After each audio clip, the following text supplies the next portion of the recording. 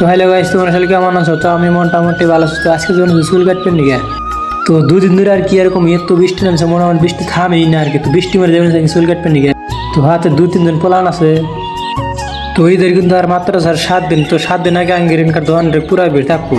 তো আঙ্গিরেন দোকান আর কি কম আছে, তো মেলা ফাঁকে ফাঁকে দোকান। হাই হাই গোষ্ঠী মারছে, রাস্তার এই অবস্থা। এই খালি পয়রা খালি না গেলেও কি এরকম রাস্তাটাই তো খারাপ, এই হিন রাস্তাটা।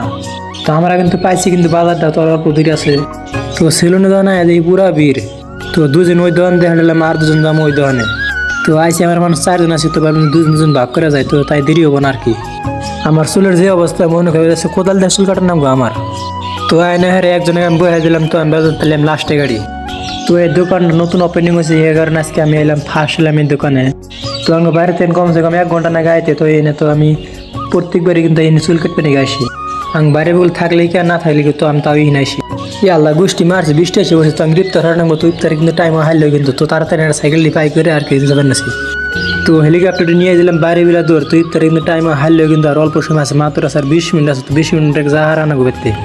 তো ভাই আজকের ব্লগটা এই পর্যন্ত, সবাই একটা করে তার ফলো করে দিও।